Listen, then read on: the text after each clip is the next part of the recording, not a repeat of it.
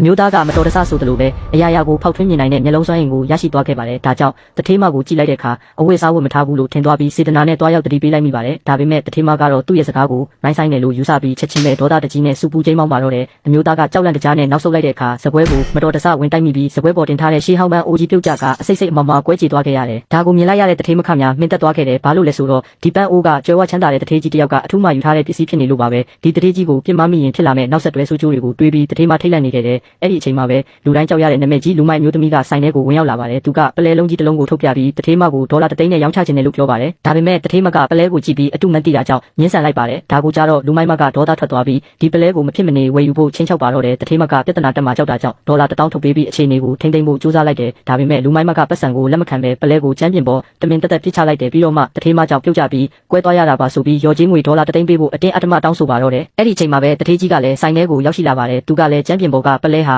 အတုဖြစ်ကြောင်းကြည့်ုံနဲ့သိလိုက်ပါတယ်ဒါပေမဲ့မမျှော်လင့်ပဲအမျိုးသားကပတ်စံထုတ်ပြီးဒီပလဲကိုသူ့ဝယ်မယ်လို့ပြောလိုက်ပါတယ်ဆိုင်ထဲမှာရှိတဲ့လူအားလုံးအံ့ဩသွားကြတယ်လူမိုက်မကပလဲကိုအမျိုးသားလက်ထဲထည့်ပေးလိုက်ပြီးပလဲထည့်လာတဲ့တစ်တာကိုပါအပိုလက်ဆောင်နေနဲ့ပေးကထွက်ခွာသွားပါတော့တယ်လူမိုက်မထွက်သွားပြီးတာနဲ့တထေးမကတထေးကြီးမှထားတဲ့ရှေးဟောင်းပန်းအိုးကွဲသွားပြီဖြစ်ကြောင်းဝန်ခံလိုက်ပါတယ်ဒါကိုကြားတော့တထေးကြီးကဒေါသအကြီးကျယ်ထွက်ပါတော့တယ်ဘာလို့လဲဆိုတော့ဒီပန်းအိုးကသူ့ဖိုးရဲ့မွေးနေ့လက်ဆောင်ဖြစ်ပေးဖို့ရည်ရွယ်ထားတာဖြစ်နေလို့ပါတထေးကြီးကပန်းအိုးတန်ဖို့ရော်ချင်းငွေဒေါ်လာ1 သန်းပေးရမယ်လို့အမိန့်ပေးလိုက်တယ်တထေးမခမများကြောက်လွန်းလို့ဘာလို့ရမှန်းမသိဖြစ်သွားခဲ့ရတယ်အဲ့ဒီအချိန်မှာပဲအမျိုးသားကပန်းအိုးကွဲစတွေကိုကောက်ယူကြည့်ရှုလိုက်ပြီးဒီပန်းအိုးကအတူကြီးပါလို့တထေးကြီးကိုပြောလိုက်ပါတယ်တထေးကြီးကသူ့ရဲ့ရှေးဟောင်းပစ္စည်းကျွမ်းကျင်မှုကိုစော်ကားရလားဆိုပြီးပို့လို့တောင်ဒေါသထွက်လာပါတယ်တထေးမကအမျိုးသားကိုအမြန်တောင်းပန်ခိုင်းပေမဲ့အမျိုးသားကဘေးနာကအတချောင်းကိုယူပြီးပန်းအိုးအကွဲစကိုထိုးပြလိုက်ပါတယ်မမျှော်လင့်ပဲအဖျားမှာကော်ရီကပ်ပါလာပြီးဒီခေတ်ပေါ်ကော်ရီကပန်းအိုးတူဖြစ်ကြောင်းခိုင်လုံတဲ့တက်တည်ဖြစ်နေခဲ့ပါတယ်ဒါကိုမြင်တော့တထေးကြီးလည်းအရန်ကိုရှက်ရွံ့သွားခဲ့တယ်ဒါပေမဲ့အခုချိန်မှာသူ့အဖိုးအတွက်ပေးစရာလက်ဆောင်မရှိတော့လို့စိတ်ပူနေပြန်တဲ့အဲ့ဒီအချိန်မှာအမျိုးသားကသူ့စီမှာထိတ်တန့်အဆင်မီတဲ့ရှေးဟောင်းပစ္စည်းအစ်ရှိနေပြီးတထေးကြီးကိုရောင်းပေးခြင်းတယ်လို့ပြောလိုက်ပါတယ်တထေးမကအမျိုးသားလိန်နေတဲ့ထင်ပြီးသူ့နိုင်ရွက်ကိုဆွဲကအပြစ်ပေးဖို့ပြင်လိုက်တယ်ဒါပေမဲ့အမျိုးသားကသူ့လိန်နေတာမဟုတ်ကြောင်းယုံကြည်မှုရှိရှိပြောဆိုပြီးခုနကသူ့ဝယ်ထားတဲ့ပလဲထည့်ခဲ့တဲ့တစ်တာဟောင်းလေးကိုလက်ညှိုးထိုးပြလိုက်ပါတော့တဲ